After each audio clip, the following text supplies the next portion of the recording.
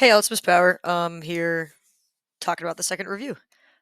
We did a review on Monday. I already posted that video. Here's the second review. Your test is tomorrow. Best of luck. Let's go through it. All right. Part A gave you a function, g of x, and then asked you to do two different things with that function. The first thing was says find g of 2. Whenever our number is inside of the parentheses of our function name, it means we want to replace every x in our function with a 2. Right, so we write out our function with big parentheses instead of x's. We put a 2 for both of the x's, and then we solve it. We use PEMDAS and simplify our expression. So we do exponents first. 2 squared is 4. Multiplication next. 2 times 10 is 20. And now afterwards, we add all these numbers up and get 27. On the flip side, whenever we didn't put a number inside of our function name, but instead set our function equal to a number, this is when we rewrite our function and set it equal to the number they've wanted us to use. So saying g of x is equal to negative 18 means I write out what g of x is, and then I set it equal to negative 18. Now I want to solve this quadratic. With any quadratic, anytime I get, let me back up. Anytime I get any equation that has x squareds and x's in it, I need to do one of three things. I need to put it into vertex form and then solve it. I need to use the quadratic formula to solve it, or I need to factor it. But all three of those methods, all three of solving for x here, involves having this side equal to 0. I'm going to add 18 to both sides. 3 plus 18 is 21. And now I'm going to pick one of my methods. I'm going to factor. I'm thinking of two numbers that multiply to 21 and add to 10. Those two numbers are positive 7 and positive 3. I'm not quite done because I want to find x, so my final answer should be my two values of x that make my equation true. And it turns out the two values are negative 7 and negative 3, because if I plug in negative 7 for my two x's, this one gives me 0, and 0 times anything is 0. If I plug in negative 3 for both of my x's, this factor gives me 0, and anything times 0 is still 0. So my final answer here is negative 7 and negative 3, whereas here it was 27. Cool. Part B, we're simplifying stuff. First, and this is kind of like a hodgepodge miscellaneous situation, the first one we're doing is we're simplifying two complex numbers being divided by each other. The way we do that is we multiply by the conjugate of the denominator on both sides. That's when I copy and paste the denominator, right? But instead of a negative, I'm going to put a positive. Or instead of a positive, I would put a negative. I would change the sign in the middle. The reason I'm doing that is because when I multiply these out, the top multiplication, right, we do this. The bottom multiplication, we do this. And it turns out that when I do this bottom multiplication, all of my i's are going to cancel, which is my dream, right? I don't know how to divide it when there's i's in the bottom, but if I rearrange it so there's no i's in the bottom, I do know how to multiply it or divide it. So let's do all this multiplication. We're doing 6 plus 13i times 12 plus 4i. So 6 times 12 is 72. 6 times 4 is 24, and there's one I involved, so I keep an I. 13 times 12 is 156. The 13 has an I, so we'll keep an I. 13 times 4 is 52. Because both of these had i's, we'll go I squared. Again, the multiplication on the bottom, 12 times 12 is 144. 12 times 4i is 48i. Negative 4i times 12 is negative 48i. And negative 4i times positive 4i is negative 16 with two i's, so I squared. All right, let's simplify. positive 48i and negative 48i cancel out. 52i squared becomes negative 52 because I squared is negative 1 and 52 times negative 1 is negative 52. In the same way, negative 16i squared becomes plus 16 because negative 16 times negative 1 is positive 16. And now I can combine like terms. I'm going to add the numbers on the top together. So 72 plus negative 52 is 20. I'm going to add the i's together. 24i plus 156i is 180i. I've canceled the 48 i's and the negative 48 i's, so I just have to do 144 plus 16 on the bottom, which is 160. I'm almost finished. All three of these terms, the 20, the 160, and the 180i, can definitely be divided by 20. So I'm going to divide absolute everything by 20, which I'm allowed to do because I'm doing it to the top and the bottom of a fraction. And then I would split this up into the real part and the imaginary part.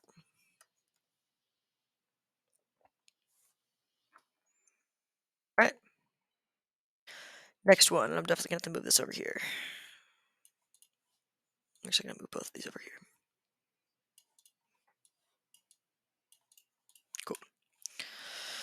Cool. Next one, I am doing the square root of 128, negative 128, x cubed y to the fourth. I'm going to think of this as basically 4 mini problems. I've got negative 1 times 128 times 3x's times 4y's. I think the hard one is the 128 one. So over to the side, I'm going to take 128 and I'm going to factor it into its factors. Immediately I can see that it's 64 times 2. 64 I tried because it's a perfect square. So if you liked Miss Albrecht's way today, for those of you in 4th period, I could immediately say the square root of 64 is 8, and the 2 is left over.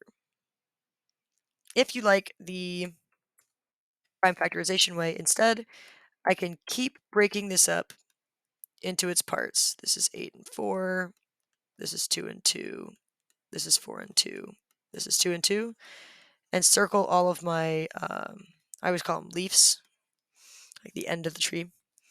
I've got 1, 2, 3, 4, 5, 6, 7 2's, so I can rewrite this as negative 1 times 7 2's, 3 x's, and again, 4 y's. Now, in order to finish out this problem, I want to find pairs of things and put them out front, and then I want to see what didn't make a pair, what did not make a perfect square, and keep it in the back. I'm actually going to do the negative 1 first. The square root of negative 1 is I, so I just get to write an I. So we've taken care of that. The square root of 2 to the 7 is 2 to the third out front with a 2 in the back. The reason I did this is because I've got 7 2's, which means there are 3 pairs of 2's with 1 left over. So my 3 pairs of 2 each get represented by 1 2 outside of the square root, and my leftover gets left behind. My x cubed, I have 1 pair of x's with 1 left over. And my y to the fourth, I have 2 pairs of y's with none left over. Absolutely none left over. And then the only thing I can do to clean this up is 2 to the third is 8. So I could have written this as an 8 instead. The I, the 8, the x, and the y squared are all multiplied together, and we can multiply in any order we want.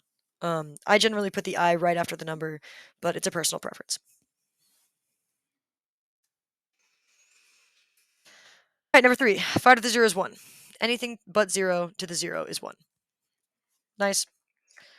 Number 4, when we're multiplying two terms with exponents, we add their exponents. So here we want to do negative 8 plus 10, which ends up being 2.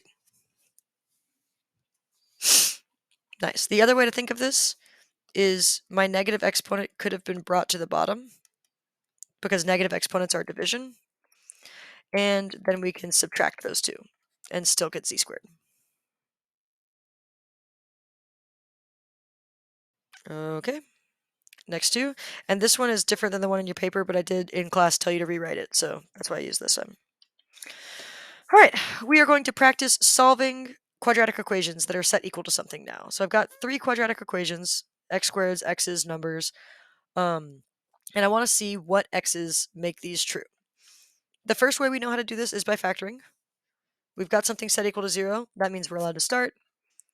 We factor this by saying what multiplies to negative 10 and adds to negative 3. That is negative 5 and positive 2. And then my final answer are the numbers I can plug into this equation and actually make it 0. This part is 0 when x is 5, and this part is 0 when x is negative 2. Let's do it again on number 2. The first step is not factoring. The first step is making sure that one of our sides is equal to 0. So here it's not. We need to add 4 to both sides. And now we can factor. We can say what multiplies to 4 and adds to 5. That is 4 and 1, which means my final answer is negative 4 and negative 1, namely the things I can plug into x and actually make this equal 0.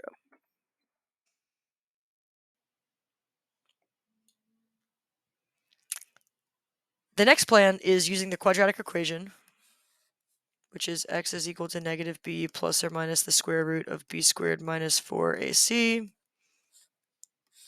all over 2 times a. Or putting something into vertex form and solving it. I'll do an example of that over here. I want to solve this one with a quadratic equation. I'm actually going to move these down because I think I'm going to need more space. I'm going to solve this one with a quadratic equation. In order to plug things into the quadratic equation, I need to know what my a, b, and c are. So it's just the number in front of x squared is a, the number in front of x is b, and the number on the back is c. And then I copy down my equation, but every time I see a b, I put negative 10.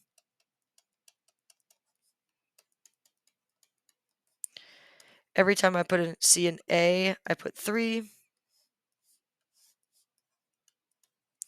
And every time I see a c, I put 2. Now I go through and I say, what can I simplify? 2 times 3 is 6. The negative of negative 10 is 10. Negative 10 squared is 100.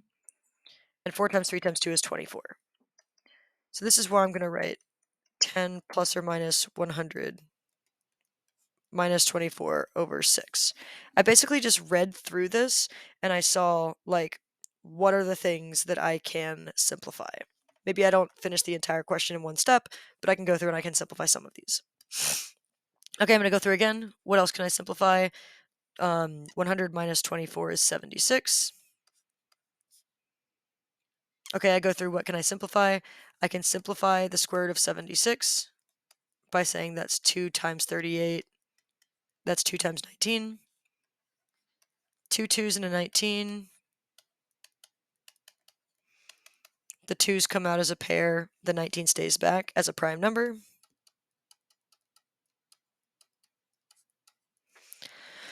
And then what's the final thing I can simplify? All of these terms have a number which is divisible by 2. So I can make this 5 plus or minus the square root of 19 over 3. Nice. If I wanted to solve this with vertex form, honestly, I would never do this one with vertex form. It's too disgusting. But if I wanted to do another one with vertex form, so let me move this down actually quite a lot. Yeah, I'll just put it over here for now. Doop, doop. If I wanted to solve one with vertex 4, so like new example, video exclusive. New example, if I had something like x squared minus 12x plus 6, and I wanted to solve this for, is that what I want to use?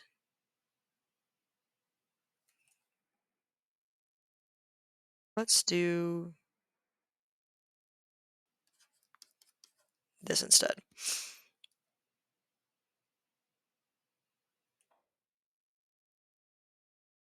No, let's do... Sorry, I'm trying to find a good example that gives me one that I want to simplify, right? I want it to be 24, so I'll make this 12. Okay, sure. If I wanted to do vertex form on this one, so with vertex form, right, I would divide the b in half. I'd square 6. I'd say that's 36. I have 36 right here, but I want to get down to 12. So I subtract 24. Half my thing, I made my vertex form. And now I want to solve for x. I'm going to do that by undoing everything that's happening to x. So first I'm going to add 24 to both sides. Then I'm going to square root both sides, knowing that I need to put a plus or a minus.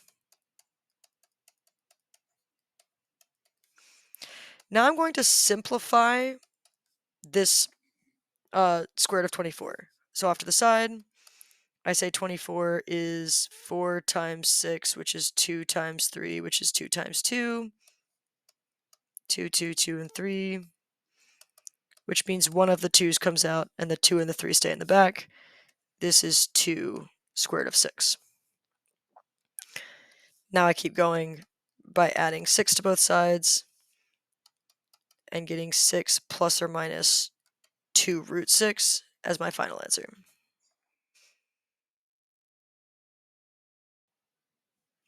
Great. All right, second to last one, we want to solve this inequality. The first thing we do when we're solving inequalities is we solve it as if it were equal to 0. So over here, I want to know, so scratch work, when is this actually equal to 0? If I'm solving this for equal to 0, I'm immediately dividing by -1 at first. Then I'm going to factor by figuring out what multiplies to -16 and adds to -6. Then I'm going to say 8 and -2 are the things that make this actually equal to 0. I didn't actually want equal to 0, though. I want less than 0, aka negative. I guess I want or equal to 0. The way I'm going to do this is I'm going to very hastily graph this parabola. These are my x-intercepts. That's what I did this scratch work for. So I know I've got an x-intercept at -2, and I know I've got an x-intercept at 8. I notice in my original equation, my a is negative, so this is flipped. So if I were to very hastily graph this, it would look something like this. And now I want to know, where is it less than 0 or equal to 0? Where is the function negative? The function is negative or equal to 0 over here. So everywhere before -2. And it's also negative or less than 0, less than the y or x-axis, after 8. All the stuff in between, the function is above the x-axis, so that's positive. So to write our final answer, if we want all the stuff before -2, we write that x is smaller than -2. And if we want all the stuff after 8, we write that x is bigger than or equal to 8. These are our two intervals for which our function is actually less than or equal to 0, so these are our answers. Last one, this is a notation thing. Basically, we can write partial exponents as either roots or fractions as the exponent. So here, I want something here and something here. And when I change from the radical form to the exponent, I want a fraction as an exponent. Here's how we change these. The numerator of the fraction stays as the exponent, and the denominator of the fraction is the root. So over here, if the root is the 8th root, that becomes the denominator of my fraction. And if the exponent's 9, that stays as the numerator of my fraction. The last thing I'll leave you with is a lot of times we'll write stuff like this. That is not the same as the cubed root of 2. This is 3 times square root of 2. So square root of 2. And this is the cubed root of 2. These are two different things, so we got to be careful when we're doing our notation. This one is this version, where the 7 is the tiny number next to the root, and it makes it the 7th root of 5. The 7th root of x to the power of 5. This is the 8th root. I don't know if I spelled 8 right there, but that's how it goes. Of x to the power of 9. All right, that's that for that. Y'all, I'm here in the morning. I'm here at 7:30 every day, so come by and study if you want to. Other than that, I will see you during class. Later.